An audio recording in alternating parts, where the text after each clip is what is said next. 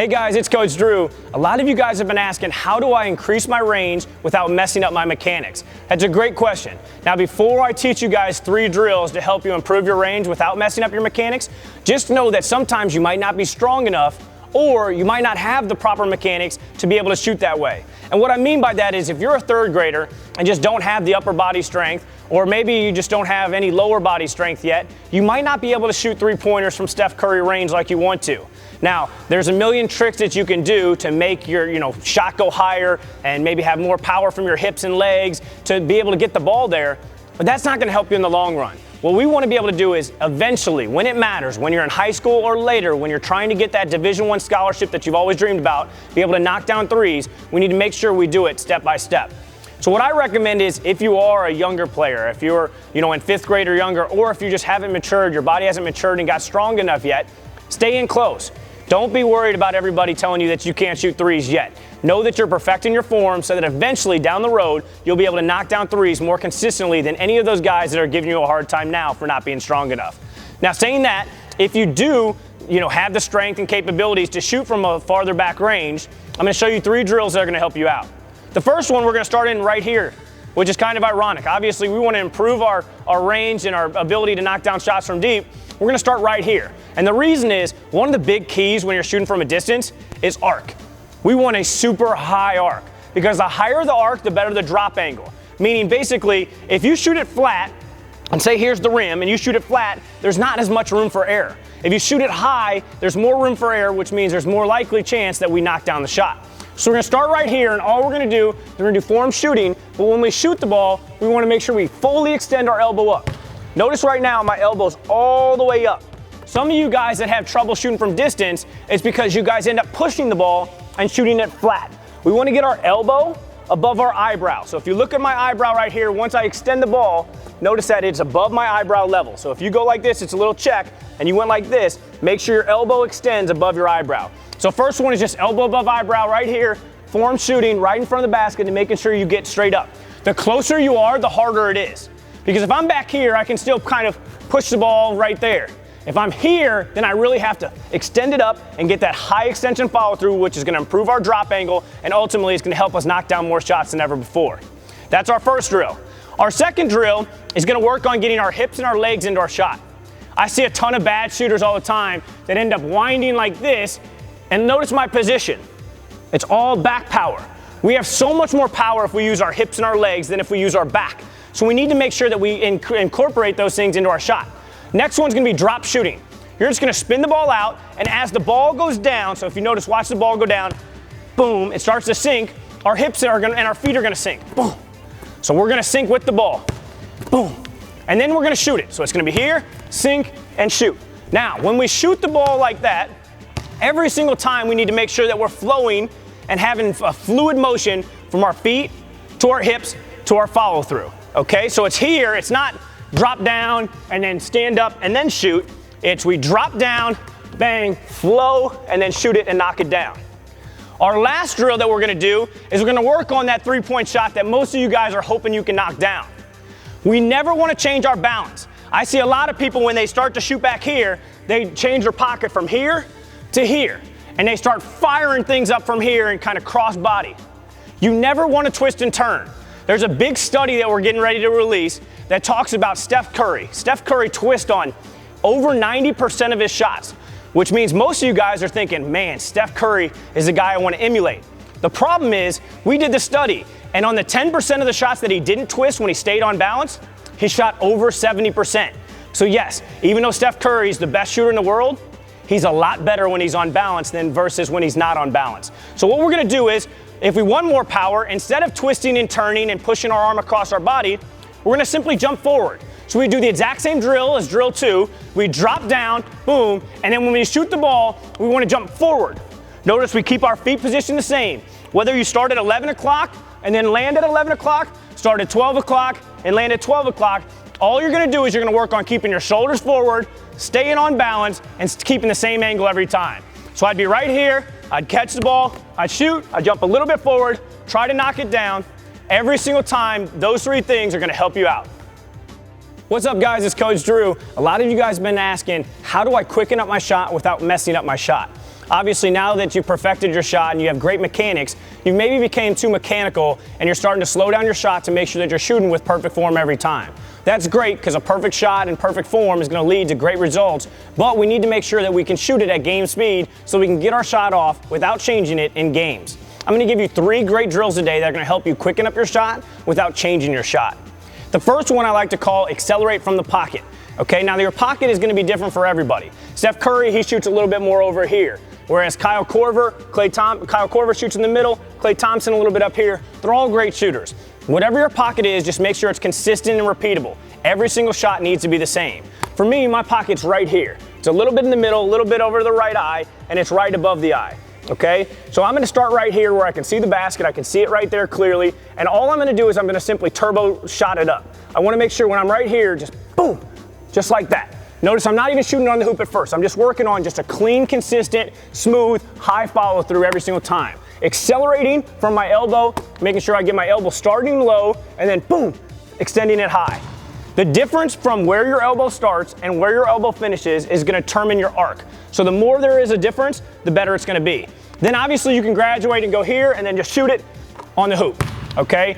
That's all I would do over and over and over again until you get this down pat. Because if everything upper body is good, it's going to help you a lot.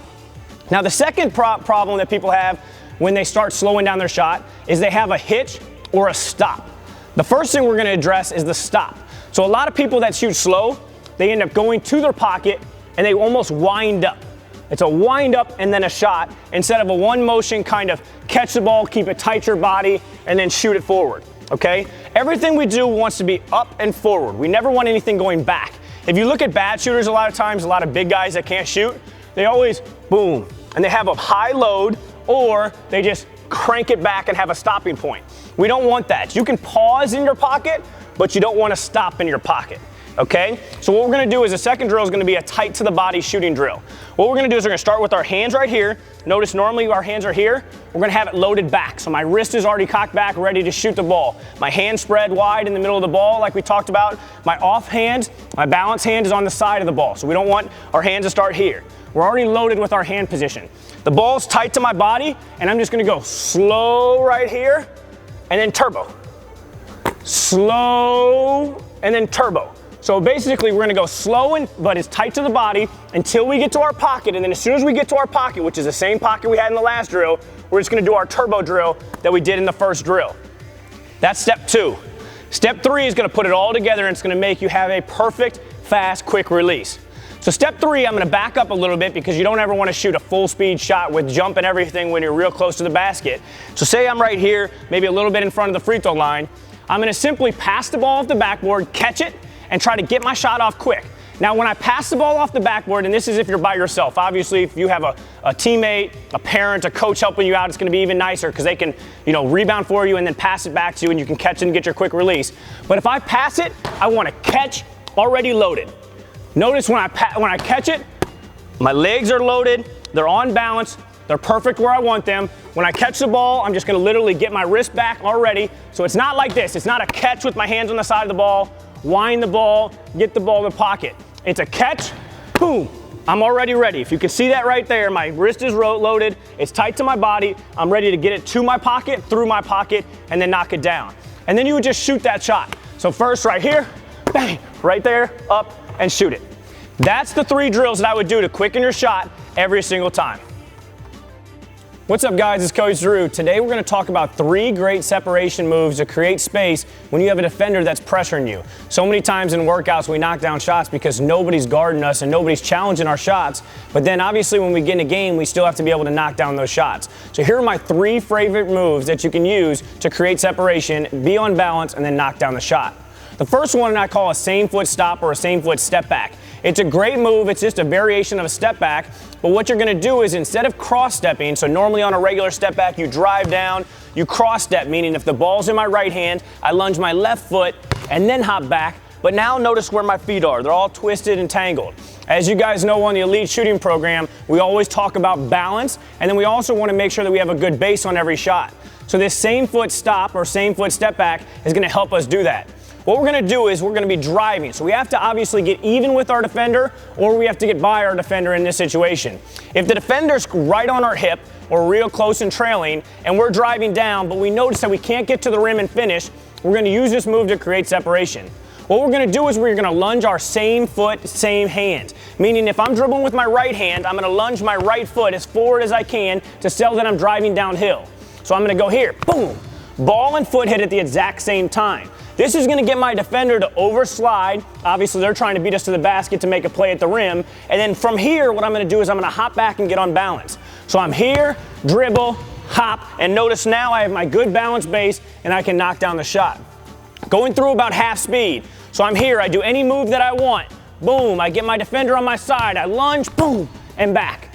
When I lunge, I want to look down, I want to sell that I'm driving, I want to be here, bang. Now, as soon as I do this, the defender overslides. Now I've got to basically hop back, land on balance, and then knock down the shot. Tons of NBA players do this. I'm going to show it to you a little bit more full speed right here. So I'm here, boom, quick, drive, bang, hop back, and knock down. It's also a great move if you want to create a three, and say you get past the three-point line and need to get back, still being squared. I'm here, I drive, I get past the three-point line, bang.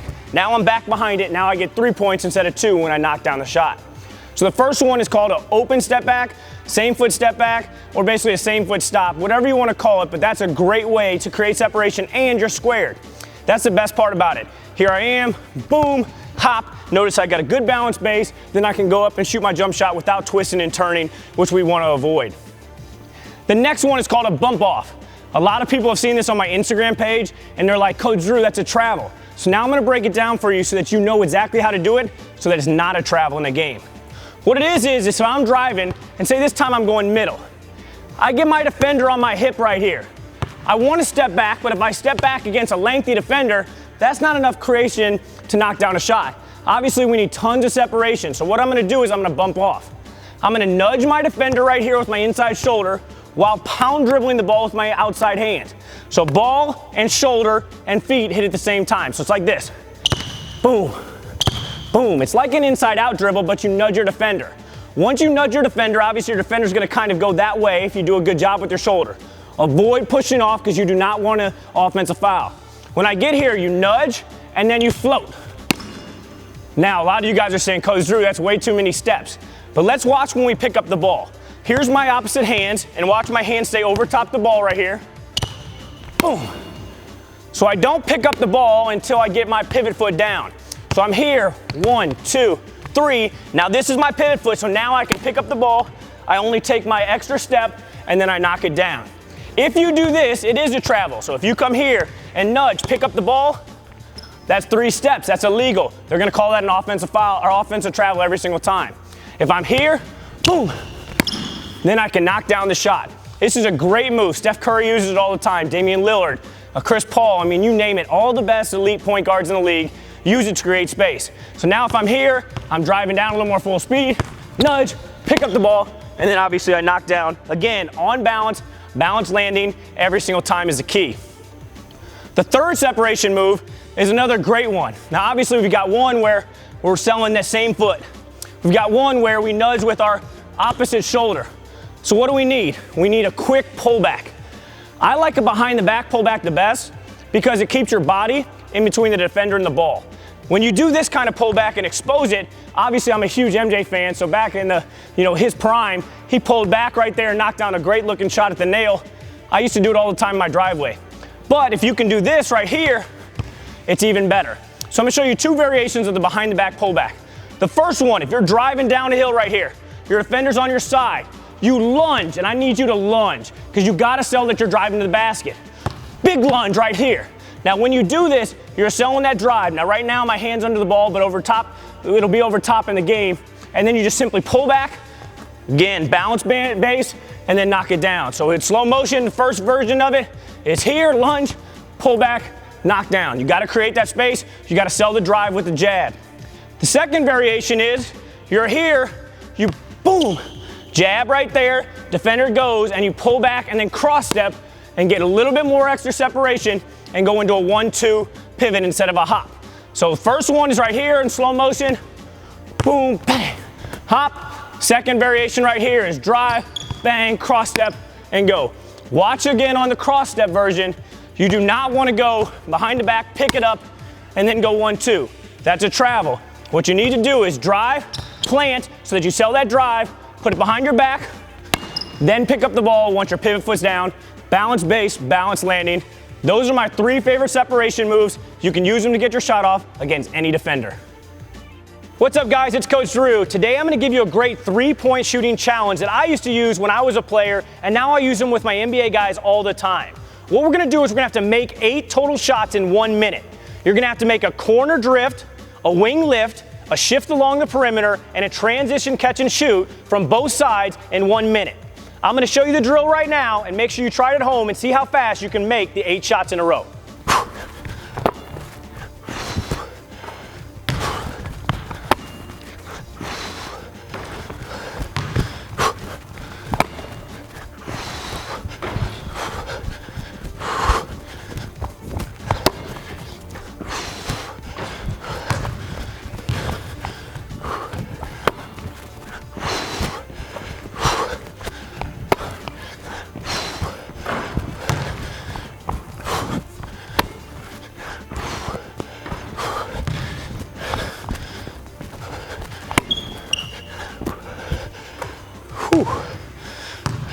As you can see, I made 8 shots as fast as I could. Let's see how fast you can complete the challenge.